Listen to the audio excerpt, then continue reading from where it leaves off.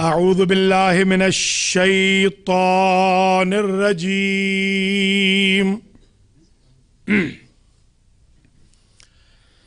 بسم الله الرحمن الرحيم الحمد لله رب العالمين بارئ الخلائق أجمعين والعاقبة لأهل التقوى واليقين الصلاة والسلام على سيد الأنبياء والمرسلين سيدنا ومولانا أبي القاسم محمد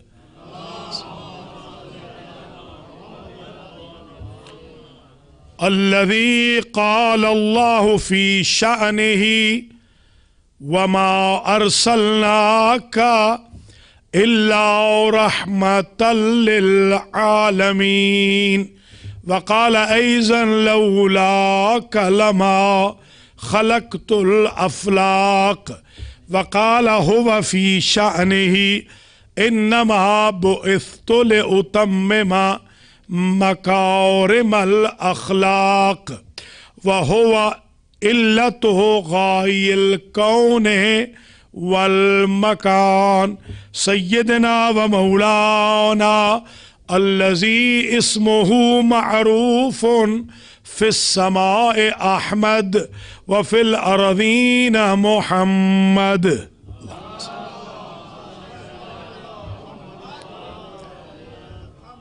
ثم الصلاة والسلام على أهل بيته الطيبين الطاهرين المعصومين أما بعد فقد قال الله سبحانه وتعالى بسم الله الرحمن الرحيم محمد رسول الله والذين معه أشداء على الكفار رحماء بينهم تراهم ركعا سجدا يبتغون فضلا من الله ورضوانا صلوات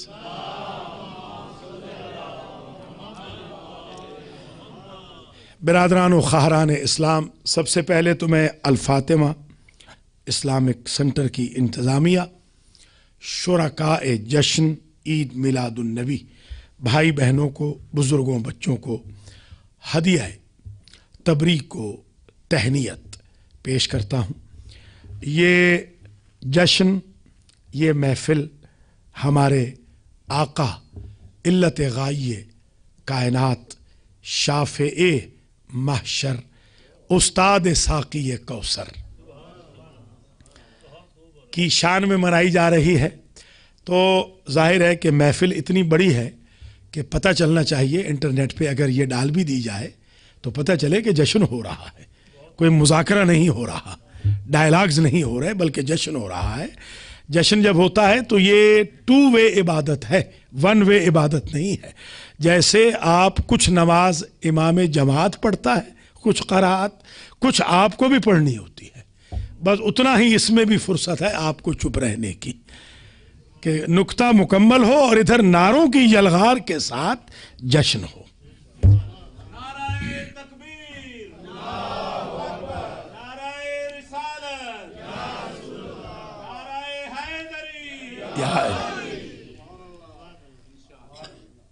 تو ذہن نشین فرما لیجئے پہلی بات کہ سرکار خاتم الانبیاء والمرسلین رحمت للعالمین علت غائیہ کون و مکان ملجأ و مأویٰ جہان حضرت محمد مصطفیٰ صلی اللہ علیہ وآلہ وسلم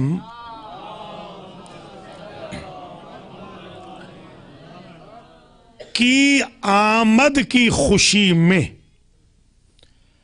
جشن منانے کی شرعی حیثیت پر آج بحث شروع کی جا رہی ہے۔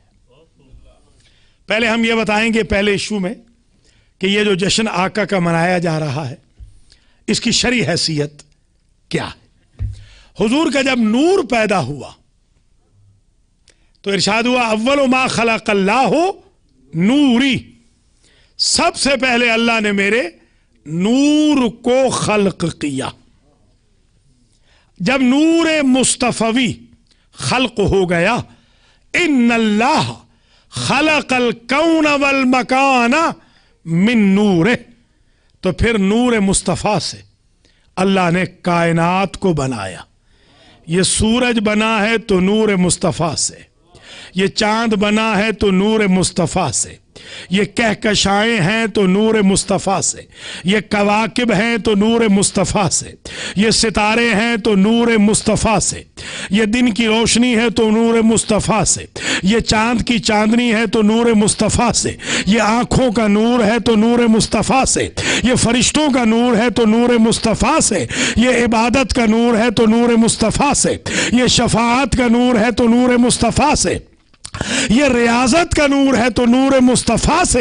اگر کائنات میں لائٹ ہے، کرنٹ ہے، جس کی وجہ سے انس و جن و ملک چل پھر رہے ہیں، تو یہ سب نور مصطفیٰ سے ہے۔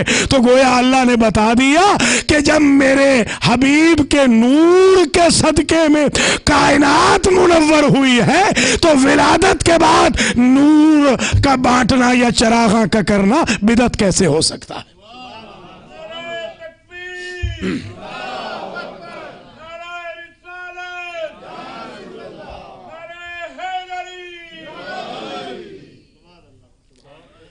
اب اگر کوئی یہ کہے کہ اللہ نے تو اتنے بڑے چراغ جلا دیے نور مصطفیٰ سے، آپ تو یہ چھوٹے چھوٹے چراغ جلا رہے ہیں، تو اس کا جواب یہ ہے کہ جس طرح انسان کی شخصیت ہوتی ہے اس کے مطابق ہی تو اہتمام ہوتا ہے۔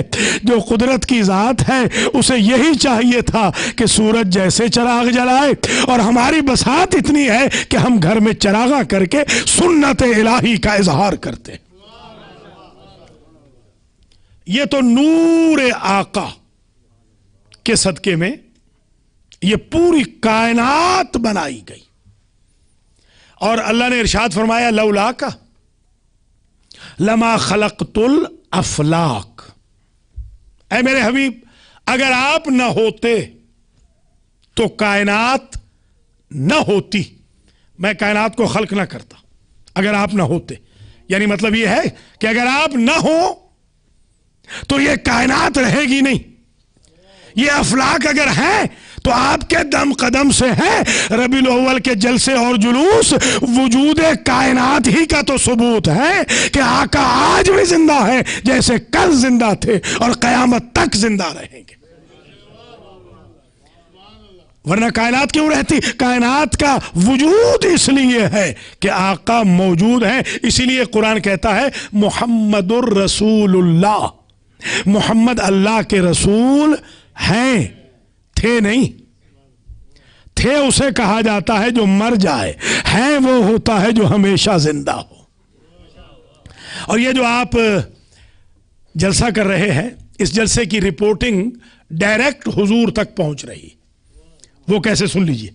کسی نے پوچھا سرکار سے، صحابی ہے، صحابہ کرام کہ جو کوشچن اور آنسر ہیں وہی بعد میں شریعت و طریقت و روایت و درایت بنتی گئی۔ ایک صحابی نے پوچھا یا رسول اللہ لو نصلی علیکا تسمعو، اگر ہم آپ پر درود بھیجیں تو کیا آپ سنتے ہیں؟ آپ نے فرمایا صرف سنتا نہیں ہوں، ارد سلامکم و صلواتکم ان اللہ رد روحی، اللہ نے میری روح پلٹا دی ہے، جب چاہتا ہوں جواب سلام بھی دیتا ہوں اور درود کا جواب بھی دیتا ہوں۔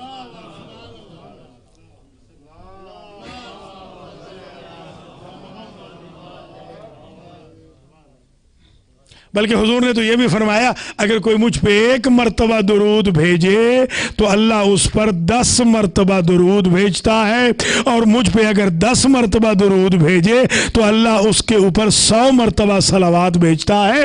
یہ جلسے میں آنے کا ایک فائدہ یہ بھی ہے کہ اللہ کے درود کے قابل ہو جائیں گے وہ بندے جو مغفرت کے طالب تھے، آقا کی نسبت کی وجہ سے صلوات الہی کے قابل ہو گئے۔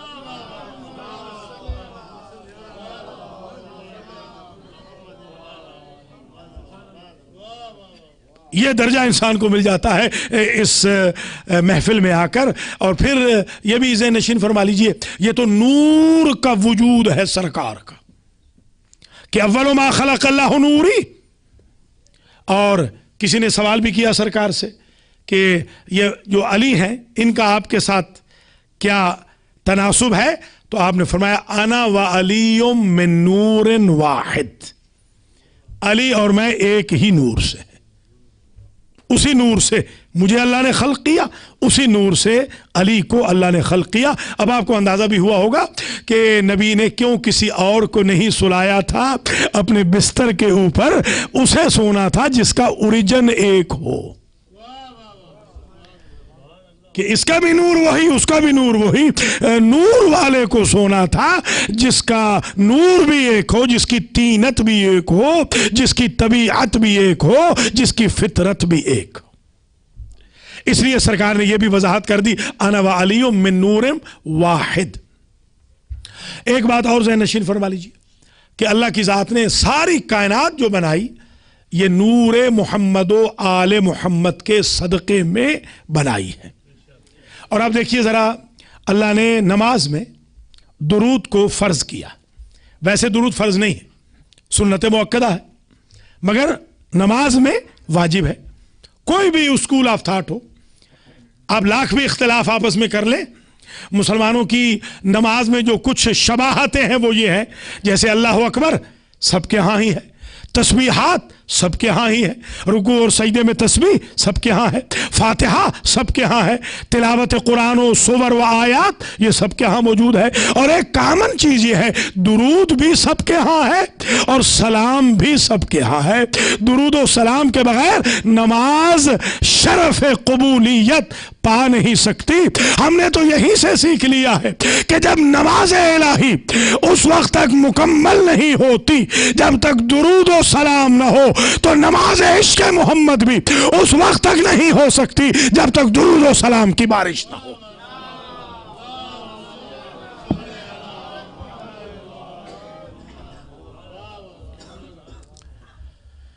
تو یہ ذہن نشین رکھنا ہے کہ سرکار کے اوپر جو درود ہے، ابھی آپ نے جو تلاوت سماعت کی ہے سورہ احزاب کی اس آیت کی، ان اللہ و ملائکتہ یصلون علی النبی یا ایھا الذین آمنوا صلوا علیہ وسلموا تسلیما.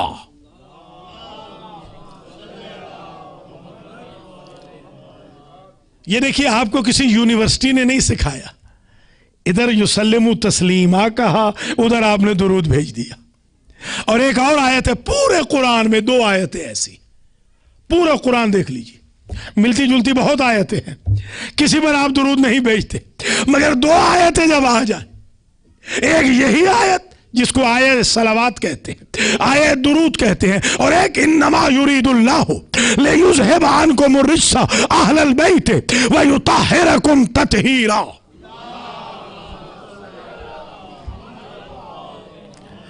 ان صرف دو آیتیں قرآن میں ایسے ہیں کہ جیسے یہ پڑھی جائیں گی، جیسے ہی تطہیرہ اور تسلیمہ کا لفظ آئے گا آپ ٹوٹ کے درود بھیجتے ہیں، ٹوٹ کے صلوات بھیجتے ہیں. یہی آپ کا ٹوٹ کے درود و صلوات بھیجنا اس بات کی دلیل ہے کہ وہ جو درود والے ہیں وہی طہارت والے ہیں، اور جو تطہیر والے ہیں وہی تسلیم والے ہیں. یہ ذہن نشین فرما لیجئے کہ اللہ کی ذات نے نماز میں واجب کیا، فرض کیا درود کو. اگر آپ درود نہ بھیجیں حضور پر، یہ اس لیے عرض کر رہا ہوں کہ ذرا موڈ ہو جائے محفل سننے کا اور پڑھنے کا، کہ درود کی بارش سے ہی انسان آغاز کرے اور درود و سلام کی بارش سے ہی اینڈ کرے انسان. یہ دیکھیے نماز میں واجب کیا، ہر ایک اسکول آف تھاٹ میں نماز کے دوران فرض ہے، واجب ہے درود کا، سلام کا. درود اور سلام کے بغیر نماز نہیں ہو سکتی. اور پھر ٹائم کا ڈیفرنس رکھا. یہاں پر اس وقت جب ہم مغرب کی نماز پڑھ رہے تھے یا عشاء کی، تو پاکستان میں فجر کی تیاریاں ہو رہی ہوتی ہیں. یہ عجیب ہے، کسی جگہ ظہر پڑھی جا رہی ہے، کسی جگہ عصر پڑھی جا رہی ہے، کسی جگہ مغرب ہے، کسی جگہ عشاء ہے، کسی جگہ فجر ہے. یہ ٹائم جو ڈفرنٹ رکھا یہ بھی اسی لیے رکھا ہے کیونکہ ان کے لیے بنی ہے کائنات، تو ہم یہ چاہتے ہیں کہ ہر وقت ان پر کسی نہ کسی جگہ درود بھیجا جاتا رہے جو کہ واجب ہو۔ اب آپ کو سمجھ میں آیا کہ دنیا کے میپس کے اوپر یہ ٹائم کا ڈیفرنس کیوں ہے کہ کائنات اس وقت تک باقی رہ نہیں سکتی جب تک ان کا ذکر نہ ہو۔ ہم نے درود کو نماز میں واجب کیا اور ٹائم کا ڈیفرنس رکھا تاکہ دنیا کے کسی نہ کسی کونے پر وجوباً محمد و آل محمد پہ درود بھیجا جاتا رہے، سلام پڑھا جاتا رہے۔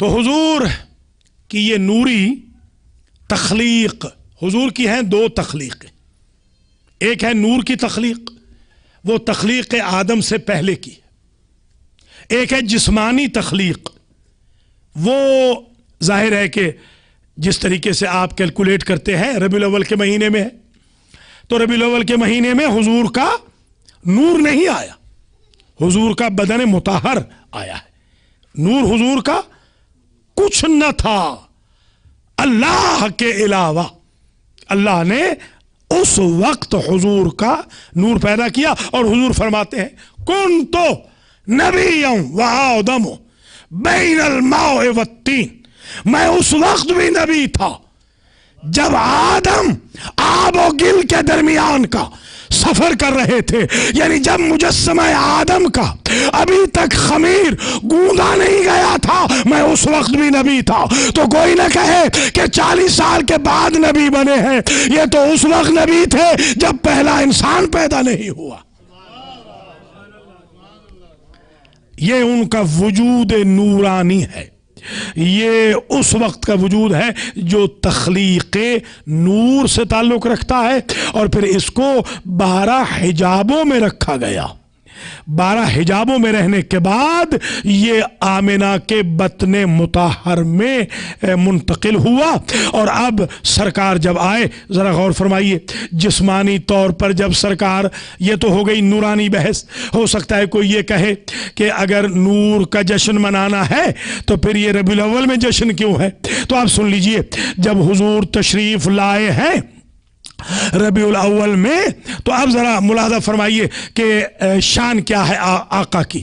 جب تشریف لائے تو حضرت آمنہ بنت وہب یہ فرماتی ہے کہ جب لما ولدا ابنی، جب میرے بیٹے پیدا ہو گئے تو فرأیت قصور دمشق، میں نے دمشق کے محل دیکھے، من عینی، اپنی آنکھوں کے ذریعے میں نے شام کے محلات کو دیکھا۔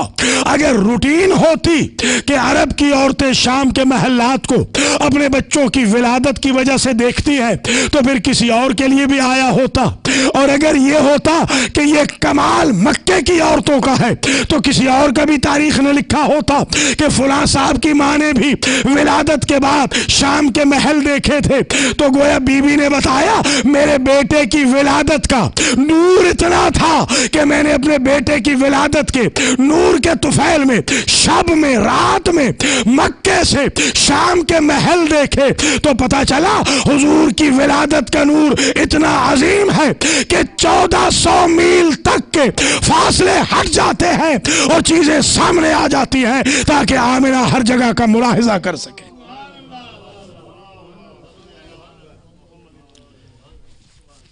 یہ آمنہ بنت وہب سلام اللہ علیہا کا ارشاد گرامی۔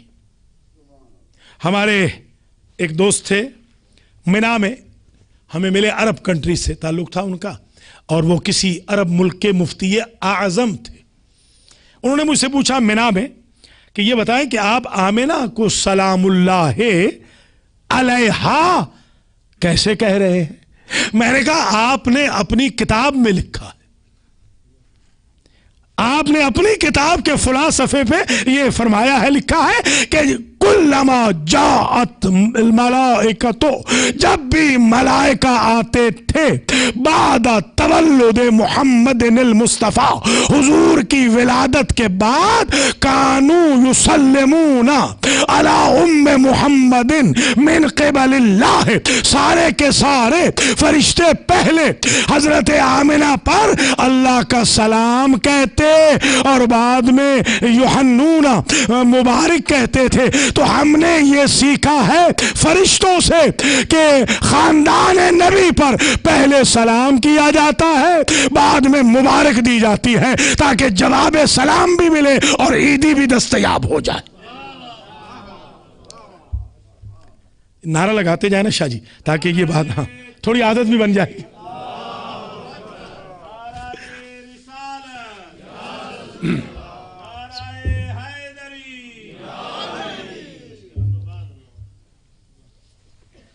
तो ये सरकार की जो विलादत जिस्मानी है उसके बारे में रिवायत मौजूद है तमाम मकातिब फ़िक्र के यहाँ, कि जैसे ही वो फरिश्ते आते थे सलाम करते थे बीबी पर, आमिना बिन्त वहब सलामुल्लाह अलैहा पर अल्लाह की तरफ से, और मुबारकबाद पेश करते थे। दो चीज़ें समझ में आ गई, न सलाम बिदत है नबी के ख़ानदान पर, वरना फरिश्ता कैसे बिदत करेगा और अल्लाह कैसे बिदत करवाएगा, और ना ही मुबारकबाद का देना बिदत है। ये दोनों सुन्नत इलाही हैं। अल्लाह जाहिर है खुद तो आके कहेगा नहीं, अल्लाह किसी न किसी वसीले के जरिए कहता है, चाहे तो फरिश्तों के जरिए कहलवा ले, चाहे तो मुहिब्बान मुस्तफ़ा के जरिए कहलवा। आप भी जो जश्न मना रहे हैं, गोया अल्लाह आपके जरिए सलाम भेज रहा है आमिना बिन्त वहब पर और खानदान रसूल को मुबारकबाद पेश कर रहा। इसी गरज से तो आप तशरीफ लाए हैं यहां पर। दूसरी बात समझ लीजिए कि अगर तो बात इतनी सी होती कि हजरत आमिना बिन्त वहब ने देखा शाम के महल्लात को, तो हम ये भी कह सकते थे कि क्योंकि हुजूर रहे हैं 9 महीने उनके बतन मुताहर में, तो 9 महीने जो आप जिस्म में रहे उसका असर आ गया होगा माँ के ऊपर, कि माँ की बिनाई तेज हो गई, माँ की बसारत तेज हो गई और माँ ने शाम के महल्लात को देखा। दूसरी रिवायत हमें अजीब मिली, मा बक़िया इंसुम मिनल इंसान मिन आले मक्का, मक्का में से कोई बशर ऐसा ना बचा उस रात में कि जिसने ये न कहा हो कि रायतु क़ुसूर दमिश्क व क़ुसूर फारस व क़ुसूर यमन। हम जब देखते थे तो कभी हमें शाम के महल नजर आते, कभी हमें यमन के महल नजर आते, कभी हमें ईरान के महल नजर आते। अब वहां तो कोई मुसलमान था नहीं। पता चला कि विलादत मुस्तफ़ा का नूर काफिर की आंख को भी फायदा दे रहा है। तो जिस आका की विलादत का नूर काफिर की आंख के लिए भी मुफीद हो, वो अपने चाहने वालों के लिए कितना मुफीद होगा।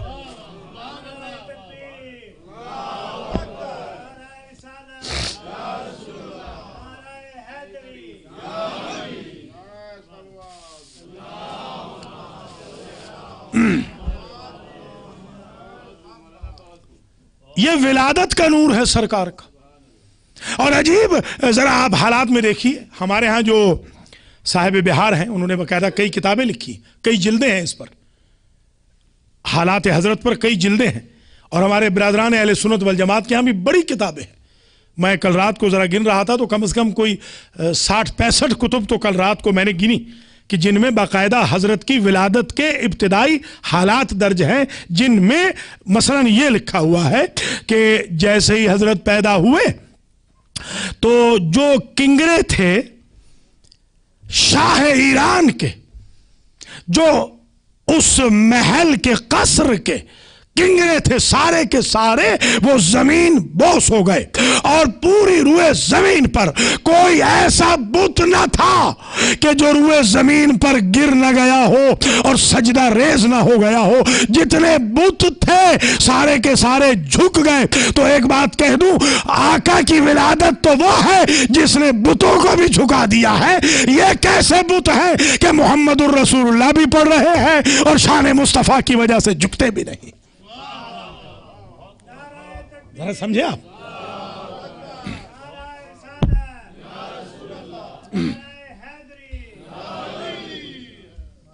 کائنات میں کوئی بت ایسا نہ تھا جو آمنہ کے لال کے آنے کی وجہ سے جھک نہ گئے، گر نہ گیا. بت گر گئے، کنگرے گر گئے.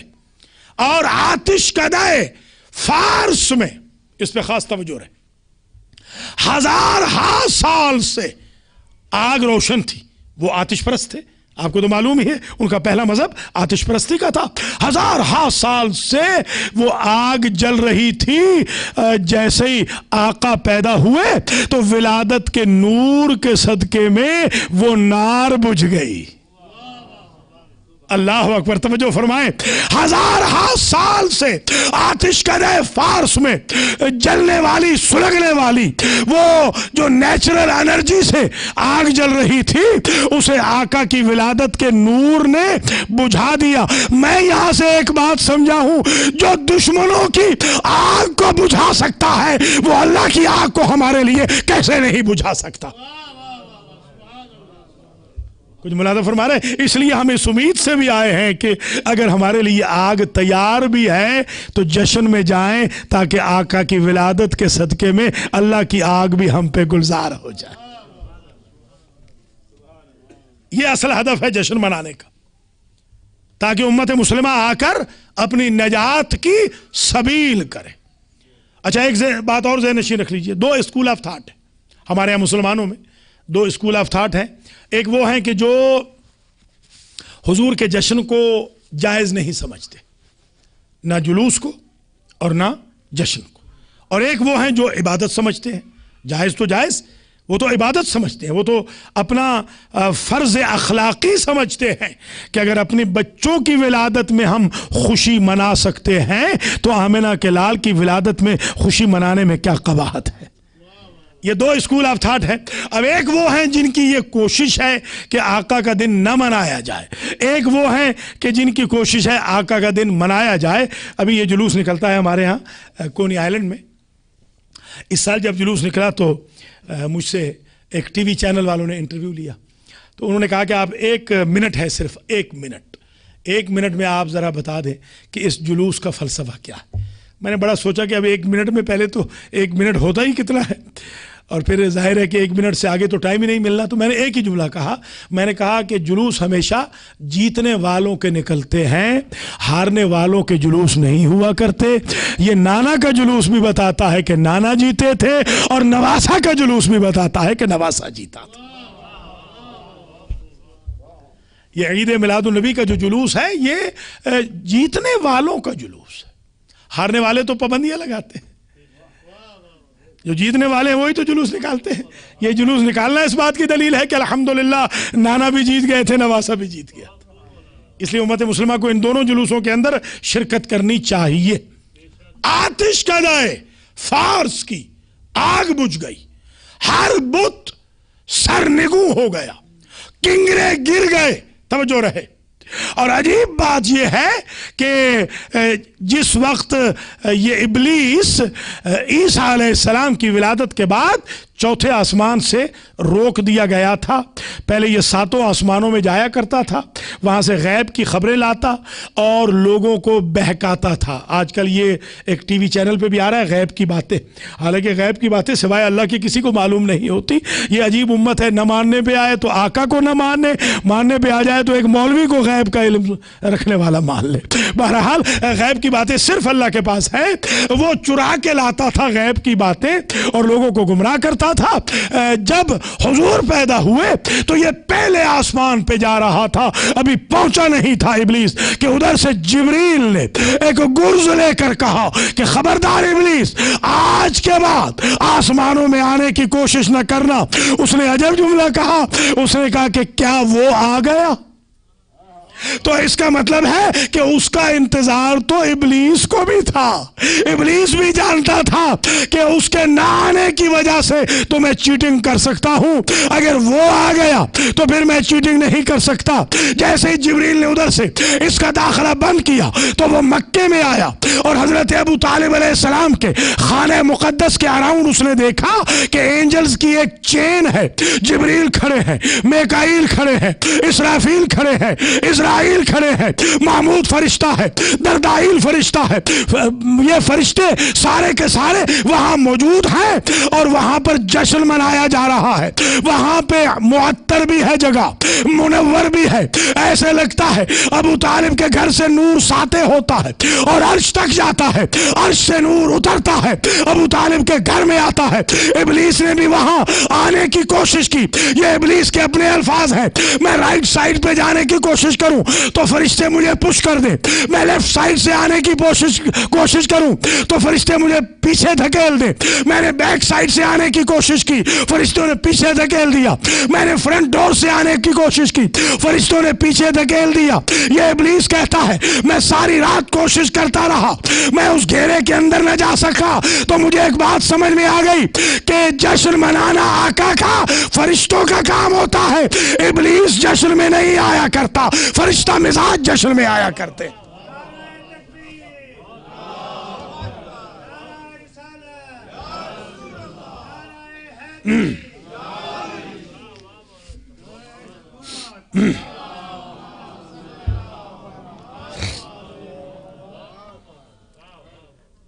تو پتہ چلا کہ ابلیس نے بھی کوشش کی کہ وہ وہاں پہنچے جہاں آقا کی ولادت کا جشن ہو رہا تھا.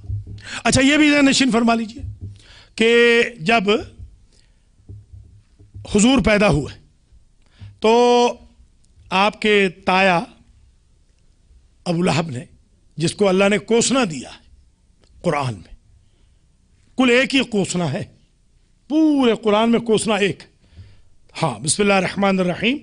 تبت یدا ابی لہب وتب ما اغنى عنه ماله وما كسب سيصلى نارا ذات لهب وامرأته حمالة الحطب في جيدها حبل من مسد.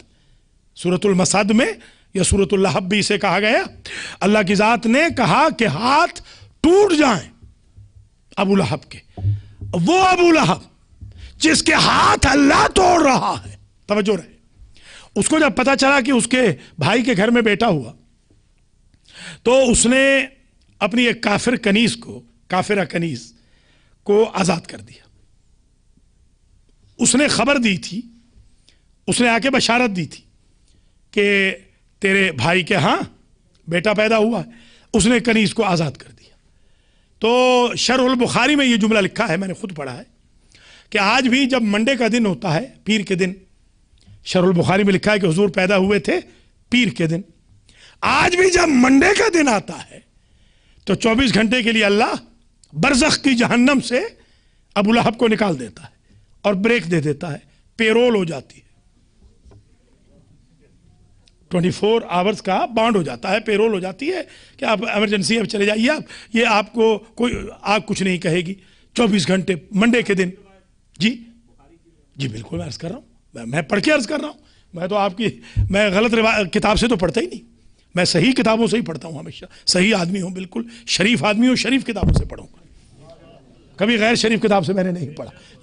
یہ شریف کتاب میں لکھا ہے، صحیح کتاب میں لکھا ہوا ہے، شرح میں باقاعدہ ڈیٹیل سے یہ روایت لکھی ہوئی، کافرہ کنیز کا نام تک لکھا ہوا ہے. میں نے اپنے آرٹیکلز میں لکھا ہے، میں نے اپنی کتاب میں بھی لکھا ہے جو سیرت الرسول ہے. تو جملہ سمجھیے گا، آج بھی جب منڈے کا دن ہوتا ہے، پیر کا دن، تو اللہ 24 گھنٹے کے لیے ابو لہب کو جہنم سے چھٹی دے دیتا ہے کہ اے جہنم میں جلنے والے میرے دشمن، میرے حبیب کے دشمن، میرے دین کی اینٹ سے اینٹ بجانے والے وقت کے فرعون، تمہارے لیے بھی اجازت ہے کہ تم 24 گھنٹے جاؤ، ریلیکس ہو جاؤ.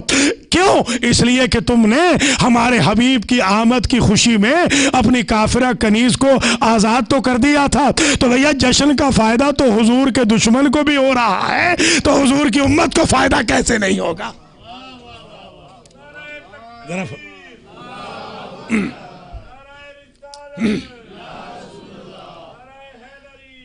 یا علی یا علی تو ذرا ملاحظہ فرمائیں، گویا دوسرے لفظوں میں یہ بھی بتا دوں کہ خوش تو ہوا نا، وہ نبی نہیں سمجھتا، رسول نہیں سمجھتا، ابو لہب معصوم نہیں سمجھتا، مگر خوش تو ہوا نا، بھتیجا سمجھ کے صحیح۔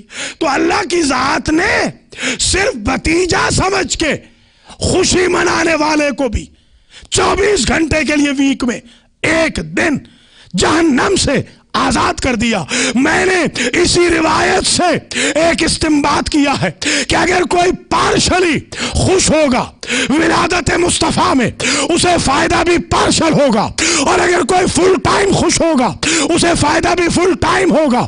اگر وہ شخص جو نبی نہیں سمجھتا، رسول نہیں سمجھتا، معصوم نہیں سمجھتا، انفیلیبل نہیں سمجھتا، نمائندہ حق نہیں سمجھتا، صرف اپنی رشتہ داری کی وجہ سے ایک ایکشن کر لے، تو جب وہ جنت سے جہنم سے بچ جاتا ہے 24 گھنٹے کے لیے، ہم تو نبی بھی سمجھتے ہیں، رسول بھی سمجھتے ہیں، آقا بھی سمجھتے ہیں، شافع محشر بھی سمجھتے ہیں، استاد ساقی کوثر بھی سمجھتے ہیں، جد الحسن والحسین بھی سمجھتے ہیں، استاد علی بھی سمجھتے ہیں، فاطمہ جیسی بیٹی کا بابا بھی سمجھتے ہیں، اور ہم ایمان کا کعبہ بھی سمجھتے ہیں، ہم علت غائے کون و مکان بھی سمجھتے ہیں۔ اگر اسے ایک ایکشن کی وجہ سے 24 گھنٹے ونس آ ویک چھوٹ مل رہی ہے، تو جب ہماری زندگی کا اوڑھنا بچھونا ہی عشق مصطفیٰ ہے، تو جہنم کی مجال کیا ہے ہمارے بدن کے قریب آ سکے۔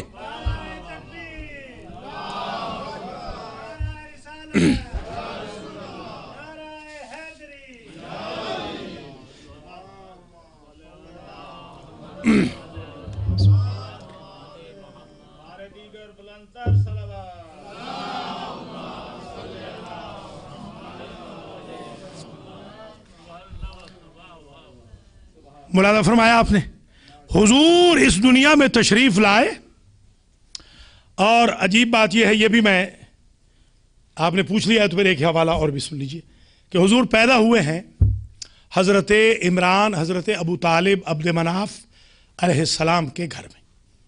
یہ حقیقت ہے، اور یہ الحمدللہ پروف کیا ہے باقاعدہ اس کو ہم نے، کہ حضور جب آئے ہیں تو وہ حجرہ جو تھا، جس حجرے میں حضور پیدا ہوئے، وہ حجرہ حضرت ابو طالب علیہ السلام کا تھا، کیونکہ یہ گھر تھا، باقاعدہ حجرے تھے۔ وہ جگہ آج بھی موجود ہے، مولد رسول آج بھی موجود ہے، اللہ آپ کو لے جائے حج پہ آپ جا کے دیکھیں، خانہ کعبہ کے بالکل سامنے ہے مولد رسول، اس کو آج کل مکتبۃ المکہ کے نام سے، مکہ لائبریری اس کو بنا دیا گیا ہے۔ یہ واحد لائبریری ہے جو کبھی کھلتی نہیں ہے۔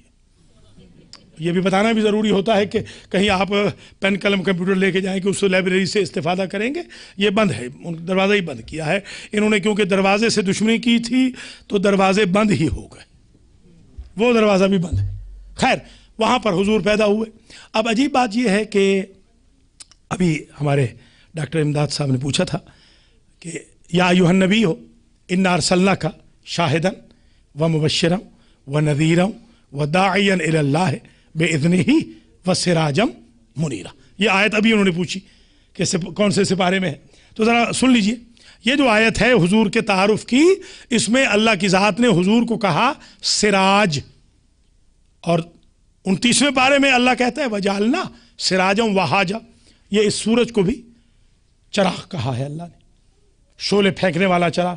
حضور کو کہا منیر چراغ، نور بانٹنے والا چراغ۔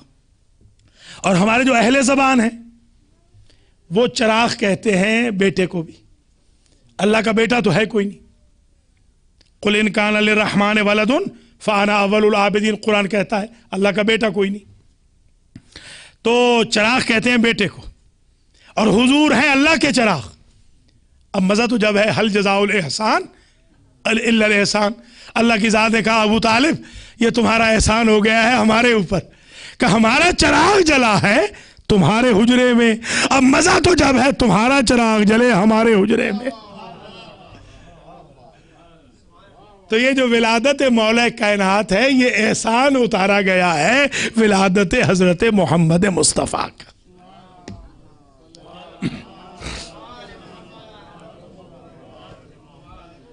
اب ایک مرحلہ اور ہوتا ہے، بس میں سم اپ کروں، ایک مرحلہ اور یہ ہوتا ہے کہ نام رکھنا ہوتا ہے۔ بچہ پیدا ہوا تو بچے کا نام رکھنا ہے، اور نام رکھتا ہے جو بزرگ ہو، اگر دادا موجود ہو تو چچا کی باری نہیں آتی، نانا ہو تو ماموں کی باری نہیں آتی. مگر یہاں عجیب اتفاق ہوا کہ حضور کے دادا حضرت عبد المطلب علیہ السلام نے بلایا ابو طالب علیہ السلام کو اور آ کر کہا کہ یا عمران سم ابن اخیک، اپنے بھتیجے کا نام تو رکھ. اب میں آپ سے پوچھتا ہوں کہ عبد المطلب نہیں رکھ سکتے تھے نام؟ اصولاً رکھنا تو ان کو چاہیے تھا. یہ کیا ہے؟ ہر مورخ نے لکھا ہے یہ جملہ، کسی نے انکار نہیں کیا، کسی نے نہیں کہا کہ عبد المطلب نے نام رکھا. سب نے یہی کہا کہ ابو طالب کو بلایا اور کہا اپنے بھتیجے کا نام تو رکھ. اور حضرت ابو طالب علیہ السلام نے برجستہ کہا سمیتہ محمدا، میں نے اس کا نام محمد رکھ دیا. رکھوں گا نہیں، رکھوں گا وہ کہتا ہے جسے سوچنا ہو. میں نے رکھ دیا اس کا نام محمد. اب یہ اتفاق سے ہمارے یہ شاہ جی کے عزیز بھی لگتے ہیں، وہ بھی وٹنس ہیں ٹورنٹو میں. ابھی حال ہی میں نے ایک ہندو خاتون کو کلمہ پڑھایا، وہ اتفاق سے موجود تھے، درود و سلام کی بارش میں الحمدللہ کلمہ پڑھایا اور محب اہل بیت بنایا. تو وہاں پر جب میں نے کلمہ پڑھایا تو میں نے کہا جب محمد الرسول اللہ آپ کہہ لیں گی تو آپ مسلمان ہو جائیں گی. تو لا الہ الا اللہ محمد الرسول اللہ ہے کلمۃ الاسلام، اس سے انسان مسلمان ہو جاتا ہے. جیسے محمد الرسول اللہ کہا مسلمان ہو. ہمارے امام جعفر صادق علیہ السلام کا بھی قول ہے من قال لا الہ الا اللہ محمد الرسول اللہ فہو مسلم، جو لا الہ الا اللہ محمد الرسول اللہ کہہ دے وہ مسلمان ہے. ہمارے کبھی برادران اہل سنت والجماعت نے کہا کہ ہمیں تو آج پتہ چلا کہ آپ کے ہاں بھی یہی کلمہ ہے. میں نے کہا بھائی کلمہ ہمارا یہی ہے، بالکل یہی کلمہ ہے، تو پھر آگے آپ کیا بڑھاتے ہیں؟ علی ولی اللہ. میں نے کہا وہ کلمۃ الایمان ہے، وہ کلمۃ الاسلام نہیں ہے، وہ کلمۃ الایمان ہے. کلمۃ الاسلام ہمارا بالکل یہی ہے، لا الہ الا اللہ محمد الرسول اللہ. تو جس نے بھی لا الہ الا اللہ محمد الرسول اللہ کہا وہ ہو گیا مسلمان. اب یہ ہندو عورت مسلمان ہو گئی. ابھی 2 اور مرغے ہیں جو اب آ رہے ہیں، دو کرسچن ہیں، اور انشاءاللہ یہ زہری صاحب کے سامنے ہی ان کو میں کلمہ پڑھاؤں گا اگلے اتوار کو. دونوں کو بلایا ہے الحمدللہ، وائٹ ہیں گورے ہیں، ان کو بھی یہی کہنا ہے کہ لا الہ الا اللہ محمد الرسول اللہ. اب عجیب بات یہ ہے کہ آپ 1433 ہجری میں محمد الرسول اللہ کا کلمہ پڑھا کر کافر کو مسلمان بنا لیتے ہیں.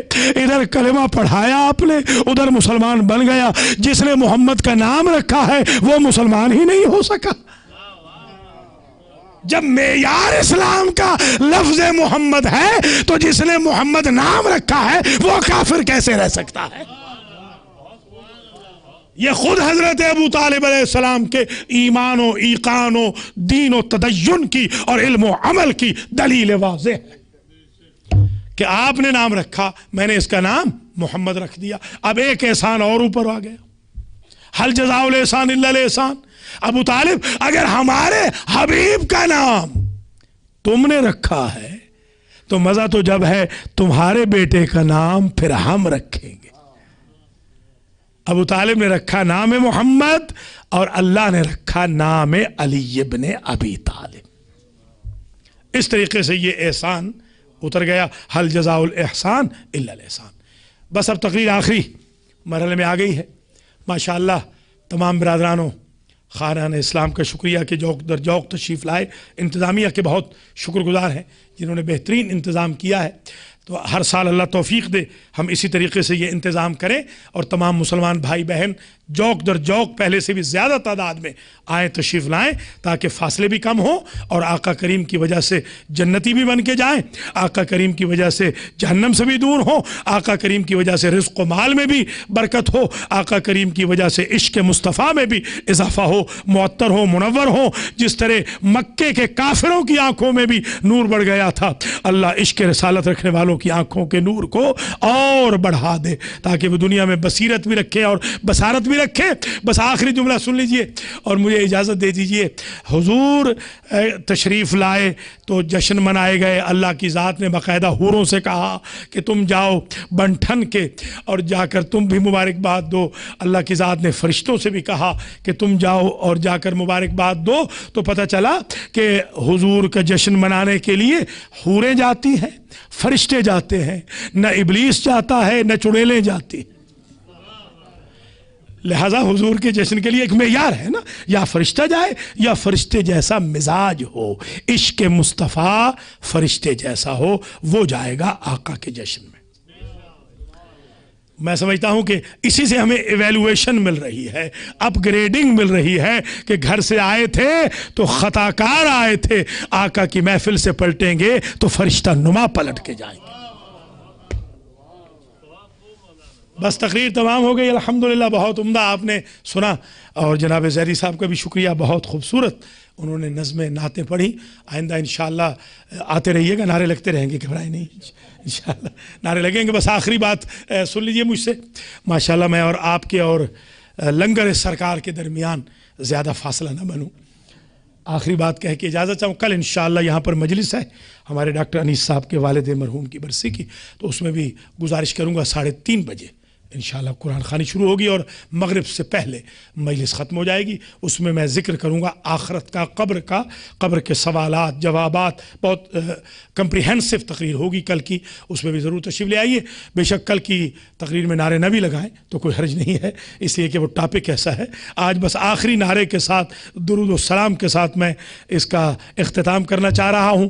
دیکھیے حضرت محمد مصطفیٰ صلی اللہ علیہ وآلہ وسلم پیدا ہوئے حضرت ابو طالب کے گھر میں، یہ بات طے ہو گئی، اور حضرت علی پیدا ہوئے اللہ کے گھر میں۔